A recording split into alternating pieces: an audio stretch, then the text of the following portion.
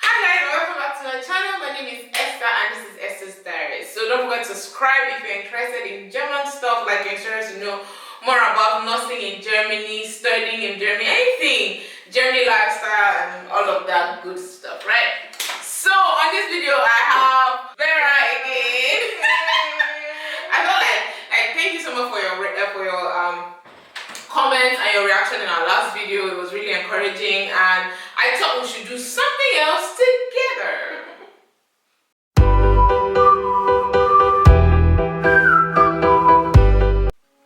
So this time we are I want to share some things with you. So when I came to Germany I had a lot of cultural shocks that I'd like to give you guys a bit of it, and in doing that I would like to know what Vera thinks about those cultural shocks. So this is not all of them. I'm just going to be taking out 6, 7 of them, 3 good ones and 3 bad ones, and we'll see if they're actually good or actually not good. Okay? Let's go. So I have this impression, this is my first one, I have this impression, not an impression, I think this is it. When Germans ask you, how are you? Wie geht's dir? They actually expect an honest answer. Where we come from, they just ask you how are you and the answer is fine, irrespective of what's going on in your life. Yeah. And I felt like it was a bit too much for me because of the how are you fine, you actually don't get to talk about yourself with your colleagues or people in your life. Yeah? Yeah. So, what do you think? Yeah, so they expect you mostly to basically divulge your personal life. And of course, we as colored people I really don't feel comfortable telling you. I mean, I just met you, I work with you, I don't feel comfortable telling you stuff. They don't seem to always get it. And sometimes when there are some who actually tell you that, oh, you don't need to tell me. But then it's most of them go I remember but that was in Ghana when I went to Goethe. They kind of created an environment a German environment, and I had this man, he used to live here in Germany before he worked there. So every time he asked me if he gets there, I was like, gut, danke, und selbst? Very automated. And he was like, you can tell, you didn't talk good. The guy was like, oh, he's you're always fine every day. Which is kind of weird. And no matter how much you have to explain to them that, okay, where I come from is a bit not okay to divulge your personal issues, they don't seem to get it. I remember traveling home and somebody's asking me, so when are you traveling? What day are you traveling? What time is your flight leaving? Where are you going to transit? I'm like, are you my parents? Why are you asking me such questions? Do you want to plant a loophole on the way? Do you want to put the butthole in the sky for the flights? What is it? I mean, why are you asking me questions? Do you want to fly in the night? But I feel you get used to it. Because for me, to be honest, when they don't know you, when my colleagues now know me to the point where they know when Vera is not bubbly and laughing and making jokes, don't play with her. Just leave her alone. Because you don't want my tentacles to come out. But I have gotten to the place where I realize that it's okay to let you know that today I'm not really in a good mood or I'm not fine. And you give me my space. Because you know how we colored people, we are not used to telling people to give us our space. You just say fine. I'm not fine. So I don't want you to be like, oh, then I have so schön heute, Finger weg. Because today I'm not in the mood for it. And it's okay. Yeah. Anyway, that's one good shock. I think that's a good shock. The bad one are yet to come. Anyway, the next one is, I feel I see that the society is overly organized. I think darum, es geht Termine. Oh, that one. It's about the appointments. You make appointments for everything. You call something breaks in your house and you say, hey, I need to call the handwerker, what they call them in English, the handyman, and he will make a termin. He will make an appointment for that. Like he wants to come around. He's running a business. He has clients. So water is pouring in my kitchen, and he's doing like this. Whoa. The employee is wet. You call them. They will tell you tomorrow at 5 p.m. Is that okay for you? Like. Okay, so this is the thing. You have to figure out how to work the system, right? If like you said, if the water is coming out, you tell them it's an emergency.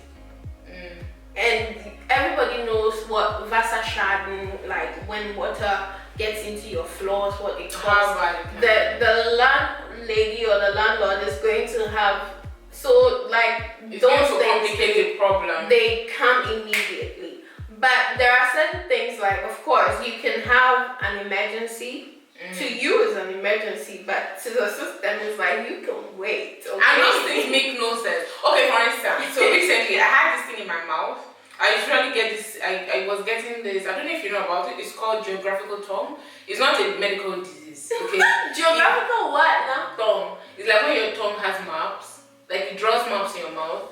Oh, and it only happens. That. Yeah, and it happens more when you eat a food that you actually react to and you don't know reaction. So it's an allergic or reaction. It could be, but it's not really. It doesn't change anything. You Wow. can as well eat. You don't. Sometimes you don't even feel that you have it. So I used to have that, and at some point I think it got really severe, and I called the HNO. HNO is the Halsnasen. What's it in English? I don't know how to say it in English because now you training. It's got the ENT, the eye, nose, and throats. ENT. Yeah, ENT. Halsnasen. You know, it's so difficult to even pronounce a full meaning in German. It's like Halsnasen Ohr. Right there. Anyway, I had to call the ENT emergency. They have the ENT ambulance. I called them and they told me, oh, that you don't have any appointment. That the next appointment they have is in like the 1.5 months. No, the next one, the next appointment they had was in July. This was in February. It was in July. Then I told them this is an emergency. I'm a nurse. I'm working. I actually need this check as soon as possible. They said, okay, the earliest one we can give you is in the next 1.5 months. Guys, I took the appointment like that. Before the appointment came, Jesus healed me. I called and cancelled it. Now, this happens like almost even in cardiologic issues, like heart issues, when a patient or anybody has heart issues and they make an appointment with their cardiologist, they get appointments like 4 months away. Even there's a time we used to insult them and stuff, even to do the wonderful things that husband and wife do in the room, they have to make appointment.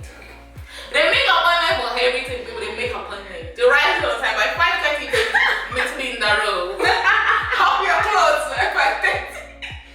Okay, that's a bit extra, but I get you. It's so in Germany we call it the bureaucratie.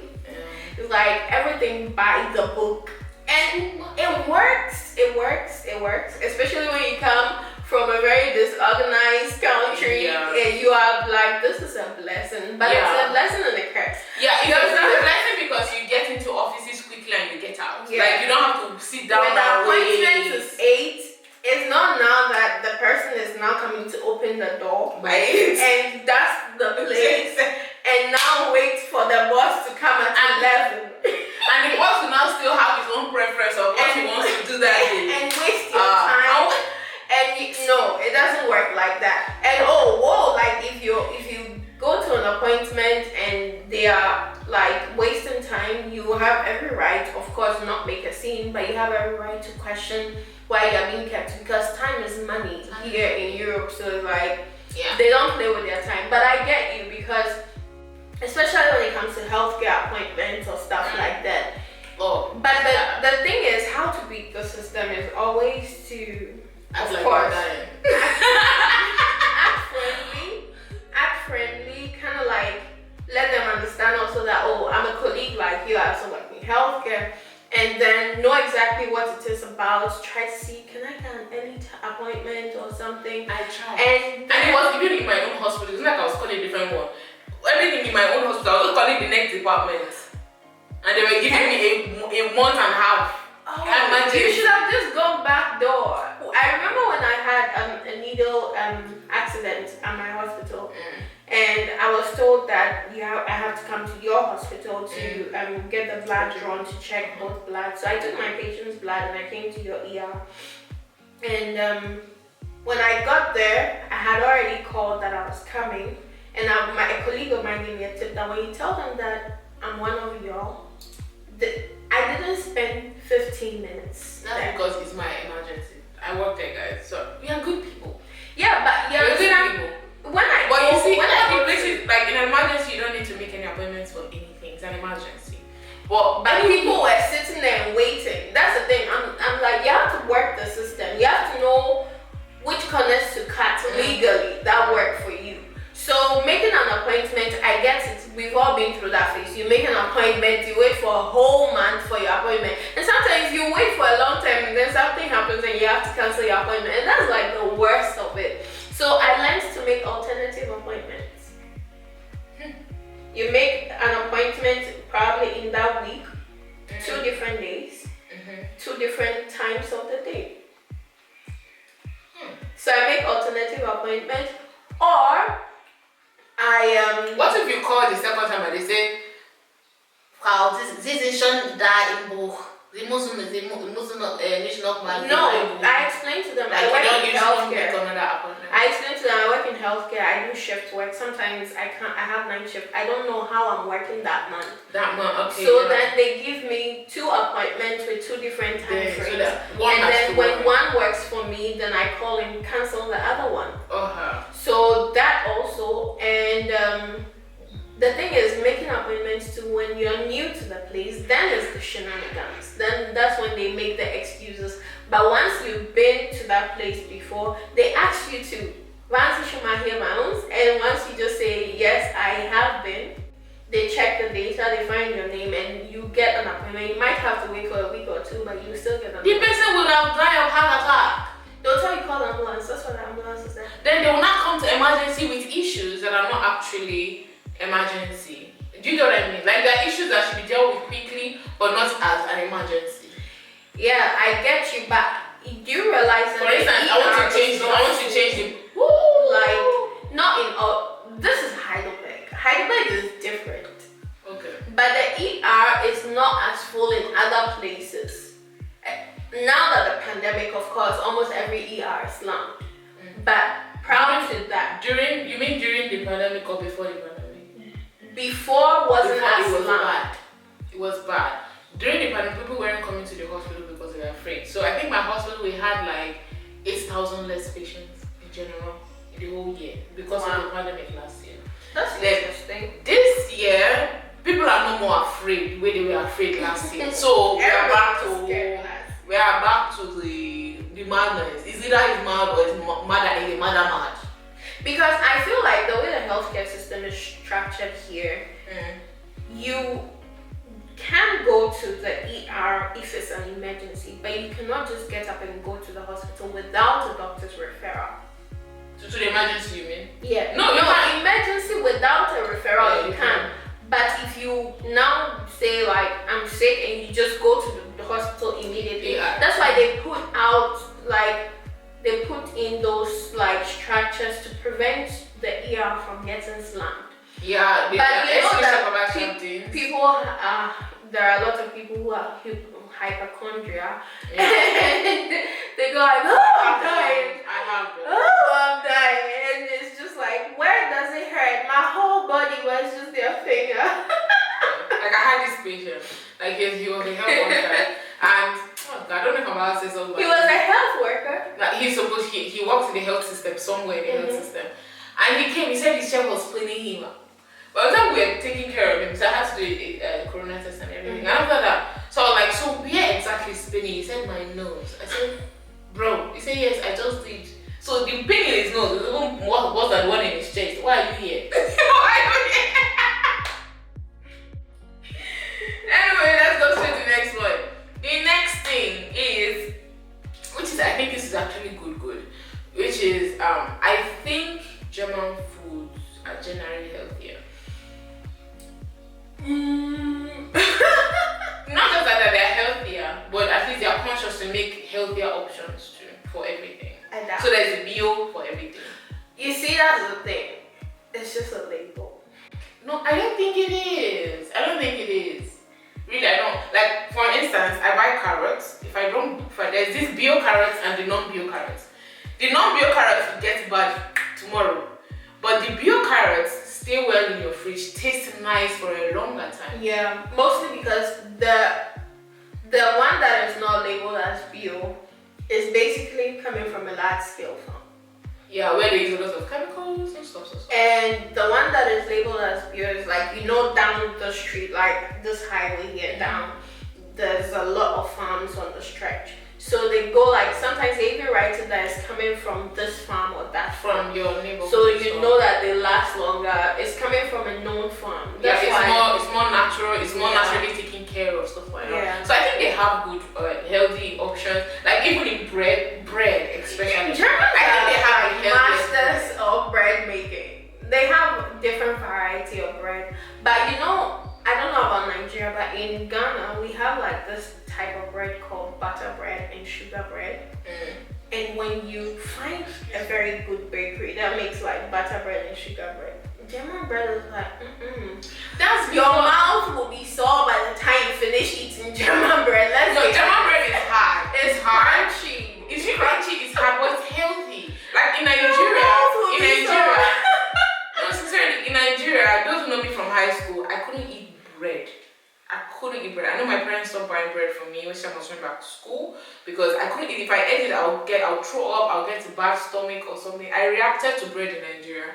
Coming to Germany, the bread here, I eat all kinds of bread, and I've never reacted one day to it. Oh, I mean reacting, no, but sometimes I do miss like the sweets, and their breads are not over flavored. That's the good thing. It's not over. It's so basic. They don't even have egg. It's only the ones in loaves when you buy the loaves. Those ones might have egg. Yeah. But the bread that they sell, like freshly baked breads, there's not even egg. It's just basically egg. You can't like big bread. And just for me, I like it, and not just I like it. It's healthier. I could allow my parents or my mom. I could let her eat the bread here without the fear of it has too much carbs or it's not good for your body. And they even have breads that have these seeds in it, sesame seeds. Yeah, they call it the whole grain. Carbis is pumpkin seeds. So all of this kind of make the bread very wholesome, and they are very filling. Yeah, it's true though. When it comes to like the whole grain breads and stuff like that, it's true. It's a taste thing. Like you have to. It's an acquired taste thing. Because when I first came to Germany, if you put that bread in front of me, I'm removing all the grains before I put it in. What is this? She was immediately. No, it's a taste acquired thing. But you realize that when we ate breakfast today, I had seeded bread as well. Because of course you realize that some forms of bread, not all their breads are healthy, but some are like healthier options. And they make sure to have healthier options. Yeah. Like it's something they look out for. Yeah. And again, I think that their eating habits. Okay, let me not say they, but like the cultural eating habit. I think the cultural eating habit is healthier. In that you have breakfast really early in the morning and it's going to be light because we call Frühstück. It's like Frühstück. Any piece of food is light. Then in the afternoon they eat warm food, which is cooked food. And at night they eat light, and they eat cold, light, and at 6 p.m. which is before 6 p.m. most cultural Germans would have had dinner. Yeah, and that's healthy. But the system has. I realized that when I first came to Germany some years ago, in a household that has the kind of organized lifestyle, not like when you work in healthcare, your life is all over the place. Yeah. They do that because I really can't imagine now if we should start having a family, how that would look like. When you come back from work, you are edgy, you're tired. Yeah, as a nurse or as a health worker, it's like a shift lot. worker, it's more than unless maybe you work one shift and you have a routine and you don't work full time like 100%. Yeah. Then you can still maintain that. But I mean, I feel there are people who might watch this and go like, what are you talking about? I work 100%, I still do that. Everybody's different, so yeah. So guys, over to the bad ones. I think that they are relationship. So, and again, it goes even further to affect the dating life. Guys, please tell me the truth. Am I not a fine girl? Am I not a fine girl? Am I not a fine girl? I've been here for 3 years.